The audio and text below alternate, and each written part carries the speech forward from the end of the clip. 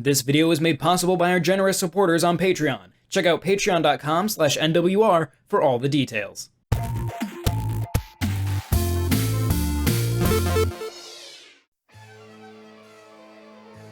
There seems to be a stigma against games that are funded on Kickstarter, perhaps deservedly so given clear disappointments like Mighty No. 9.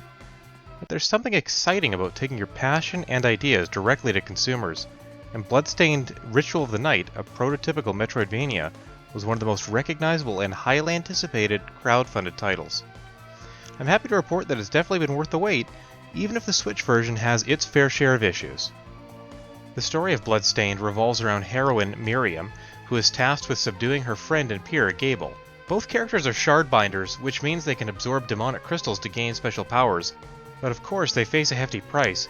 The crystals gradually take over their bodies. It is after a 10-year slumber that Miriam awakens to find that Gable has allied with a powerful demon named Gremory and raised a dark castle from the ground, Hellhold. With her alchemist friend Johannes, Miriam begins her assault on the castle in the hopes of stopping Gable and freeing the land of the death and destruction he has wrought. Familiar to those who've played Symphony of the Night or the GBA Castlevania entries, Bloodstained's gameplay involves exploring, backtracking, gaining new abilities, and slaying both minor foes and major bosses. Miriam acquires dozens of mystical powers by defeating enemies. For example, after destroying a bat that swoops down at you, there's a chance a shard will be generated that bestows the ability to summon a swarm of bats as a projectile attack. Certain shards grant movement and puzzle-solving abilities, like a double jump or the ability to traverse underwater sections. It's fun to test out new shards, but because of their sheer number and the need to upgrade them to increase their effectiveness, you are likely to find a handful that you prefer and end up using those through most of the 8 to 10 hour adventure.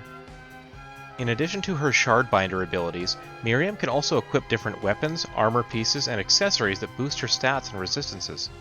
There are almost as many weapons as shards, which adds good variety. You find pieces of equipment in treasure chests and behind hidden walls, but you can also craft and purchase them. In terms of weaponry, you have your standard swords, whips, and spears, but there are also guns that can be loaded with different types of ammunition, clubs, axes, and many other variations on these. One neat element of the weapons is that bookcases scattered throughout the world impart knowledge of a special attack that is unique to just a few weapons and can be activated with a fighting game-like button input. While these attacks look flashy, they don't seem much more effective than other attacks, and they cost mana better spent on shard powers. The environments in Bloodstained are incredibly detailed, and each area of the castle has a unique look to it. Backtracking doesn't feel like as much of a chore because places like the Garden of Silence and the Livra Ex Machina look much different from the Inferno Cave and the Tower of Twin Dragons, for instance. Save rooms refill your health and mana and are found near boss rooms especially. Fortunately, they aren't so common as to reduce that feeling of tension and desperation that fits so well with the horror theme. Especially later in the game, you'll be praying that new rooms you enter contain save spots, as the enemies become stronger and the environments more deadly. Fast travel paintings can also be found in each area, and these help with revisiting old sections of the map to explore previously unreachable places. Enemies include your standard gargoyles, haunted suits of armor, and bats, but also more unusual things like giant cats, possessed monkeys, and demonic paintings. One foe you'll encounter is basically taken straight from another popular Kickstarter game, and it's always fun to see collaboration among indies. Bosses range from larger-than-life dragons to dangerous and tricky bouts with characters your own size, but each one, especially later in the game, presents a solid challenge. A few encounters had me clinging to my final hit points while I pleaded for each of my attacks to be the finishing blow. Ritual of the Night incorporates RPG mechanics in the form of level-ups that come from accruing experience points.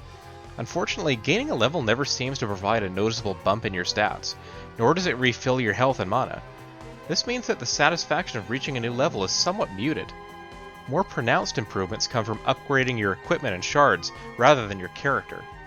There are also side quests that reward you with new crafting materials and other items. The quests themselves are fairly basic though. Kill 4 demons, bring this piece of armor to one NPC, or cook this dish of food for another. I mostly ignored them and didn't feel like it affected my playthrough at all. It's worth mentioning that the presentation and performance on the Switch are not quite on par with other versions of the game. At the time of this review, according to Digital Foundry, Bloodstained typically runs at 720p docked and 576p handheld, and you will be able to see that difference pretty clearly. Given that there is so much detail in each environment you traverse, you may want to spend most of your time playing on a TV if possible. I actually completed the final 3 bosses in handheld mode, and frame drops are noticeable later in the game, but not game-breaking. In both configurations though, Bloodstained appears to stick very close to 30 FPS throughout the experience. Cutscenes seem to be the biggest culprits when it comes to creating lag, and more than that, they just don't look all that great compared to the minute-to-minute gameplay. While I started to notice input lag more easily as my playthrough went on, I didn't find it all that disruptive to the overall experience. Bloodstained Ritual of the Night is a welcome return to the exploration-heavy Castlevania games of the past.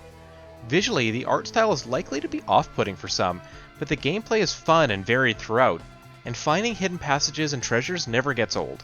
There's also a good amount of freedom in terms of the weapons and spells you can equip, and the music is often a strong accompaniment to each new section of the castle. I can certainly understand people who have a more powerful console wanting to play it there for improved resolution and 60 FPS, but publisher 505 Games has indicated that they will be pushing multiple small patches to the Switch version to hopefully address some of the reported issues. That said, for my money, the hiccups and graphical downgrades play second fiddle to the thoroughly satisfying Metroidvania experience offered by Ritual of the Night. You don't quite get to be a vampire killer, but in more ways than one, Miriam still slays the game.